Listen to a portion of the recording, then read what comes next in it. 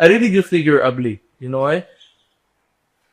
It's not because of your face. You know, like you Filipinos are beautiful, brown skin. You know, and a lot of foreigners, and the Caucasians especially, they like your color. But you know, the kind of person that you are, you're really fucking ugly. Sasabihin, kayo PNP. Sasabihin nyo, hindi na safe ang Davao. So, ano? Ako ba ang polis o kayo? Kasi matapang ka lang naman, we have the position pero kung suntukan tayo, alam ko makaya, bita.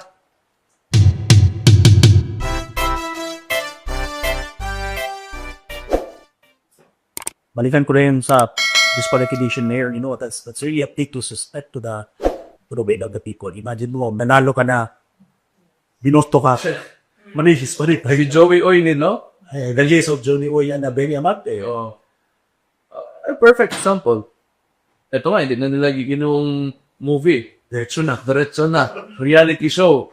Di ba? Nanalo si Joey Oy. We don't want Joey Oy to sit as a congressman. Let's put about it because atin yan eh. Ito kasi mga congressman na dumidikit who's kissing, you know, who's licking the boot of Romualdez and Marcos. Gusto niyan maging crony. Ang crony, can you show the definition of what a crony is? A crony is a close friend often used in a disapproving way to describe someone who is favored by someone in a position of power, especially if that favoritism leads to unfair advantages or special treatment. It can also refer to a group of friends who are seen as being too close and potentially involved in questionable activities. Tagalog na doon, So, gugulitin ko sa Tagalog, ang crony ay isang malapit na kaibigan, ngunit madalas itong ginagamit sa negatibo paraan upang ilarawan ng isang taong pinapaboran ng nasa kapangyarihan. Lalo na kung ang pabor na iyon ay nagdudulot ng hindi patas na bentaha, I don't know what that is, o espesyal na trato. Maaari rin itong pumukoy sa grupo ng magkaibigang sobrang lapit sa isa't isa. To make it short, tinuturo-turo nila o sino yung gusto nila na ilagay nila sa gobyerno. And that's what's happening ngayon between Joey Oy and Benny Abante. So pag balikan ko, nag-a-attend sila ng authoritarian regime, ituturo nila ngayon kung sino lang yung gusto nila ilagay sa posisyon para kontrolado nila ang buong bansa. That is cronyism. And can you, let's mention the names of the Marcos senior cronies para malaman ng mga tao. Jeremy, Arshalo, Pipe. Yeah. So, ito yung source sa Wikipedia.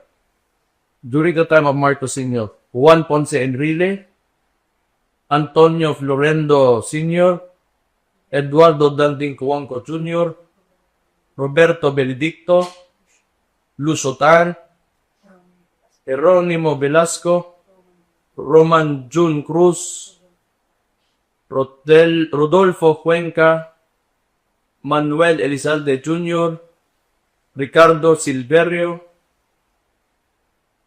Ang dami niyan. Let's mention them all kasi para malaman kung mga nanonood baka nandun to sa mga lugar nila. Herminio Vicini, Peter Sabido, Enriquez and Panlilio families. Yun. So, yung ginagawa ni Marcos ngayon, yan, isa na yung Benny Abante na yan, at saka yung mga favored niya ng mga politicians sa pinapatakbo niya, yung mga Nogralises dito sa Davao na pagtakbo nila, yan yung gusto nilang ambisyon na maging crony sila ni Marcos Jr. Yun si Al-Ab, si Nograles, so Belaylaga, mga Garcia. So, kung ikaw, political dynasty ka or political family ka, you would want this because this will secure your political position sa lugar mo until the end of that authoritarian regime. So, itong mga dumitikit, like I said, the bootlickers, Ngayon, sa Presidente at kay Romualdez, ito yung gusto nila mangyari, na sila yung ano sa Tagalog? Mamuno sa mga lugar nila until for as long as they can. Na walang kukontra sa kanila. So, ang magiging mangyari niyan, para kang monarkiya. Ang monarkiya, may hari ka, may reyna ka, then you have the dukes, the barons. Yan, they control all the land, they control all, everything. Pero pinipili yan ng mga hari, ng hari noong panahon. So, they're turning, this democratic republic into a monarchy. Okay? So, sana mapaisip nyo naman yan. Correct. Thank you, Mayor. Mayor, since we've mentioned already Davao City, ito na, the renewed mandate given to us by Davaoenos Mayor. No? Before the last part with OneCast Mayor, we just like to discuss some of the key points you mentioned during the inaugural speech, Mayor, na marami nga ang natuwa when you mentioned this. For one, Mayor, itong strong start mo, as always, when it comes to criminality and peace and order. This has, the past 3 years, Mayor, we brought in 263 billion worth of investment. The tourism sector was very abundant also. All because, dahil sinasabi natin, because of the peace and order situation in the city. But ito man, Mayor, ang tanong ngayon, the next 3 years, Torre is the chief PNP now, then we have a new PRO director, and then may bago pang DCPO na hindi dumaat sa atin. So, I think that the ones are asking also, Mayor, what's the assurance on how are we gonna sustain peace and order under these circumstances now here, Ministry? Demo ko, si Torre lang man sabi na may 3-minute response siya. So, it's his responsibility na walang krimen na mangyayari dito sa Davao. Because it's the PNP's job to secure the city. And hindi naman ako pinapilit ng city director. So, I cannot give, I do not know if I can give, advice kung paano gagawin yung trabaho ng mga pulis dito. Because, first and foremost, I am the mayor, I'm a local here, I grew up here, I know this place. And I know the people here, and I know how they behave. Pero pag itong city director na nilagay ni Torre, hindi makikinig sa akin, he will not cooperate, then it's up to them. Okay? So, sinabi naman ni Torre na may 3-minute response, sana ma-feel ng mga Davaoenyo. But, tingin ko, gagawin yan, harassment lang talaga. Doon na, Torre, Mr. Torre, sanay na ako sa iyo. Sanay na kami sa iyo. Kinidnap ko nga yung tatay ko eh. Okay na yan. Just do whatever you want. You have 2 years until finding candidacy sa 2027. So, at saka may kaso pa na ngayon eh. Think about it. Gusto mo harasin ako, harasin mo lang ako. Kasi matapang ka lang naman, we have the position eh, pero gusuntukan tayo, arap ko makaya, bita. Ganun lang. But you're a coward. You are nothing without your position. Sa totoo lang. And nagmamatalinuhan ka lang, yan lang talaga ginagawa mo. May 3-minute response ka, may nakaabang na dyan, nakita ka talaga ng media. Kawawa ka naman, sa totoo lang. Okay na yan. Yung 3-minute response mo, prove it. Prove it to the Davaoenos. So sabihin, kayo PNP. So sabihin nyo, hindi na safe ang Davao. So ako ba ang polis o kayo? Kung sa index, ang Davao City is third to Chiang Mai in Southeast Asia, why cannot you maintain that? If you cannot maintain that, that means you're not doing your job. That means the PNP is not doing their job. O nangyari yun, who is to blame?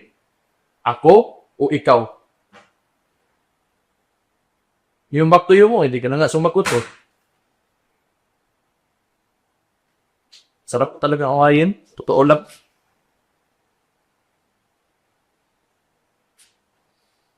may ano ka eh, kalbayo mo sa ka, no? Oh, may ano ka na, may issue ka na doon eh.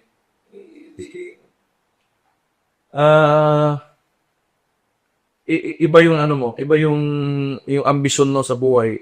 You're not, I don't feel that you're here to serve and protect people. You are here to forward your ambitions. Particularly, ito kung sino ka man sa administration ni Ferdinand Marcos Sr., you are the general bearer. If you do not know history, read it. It's there. It's available for all.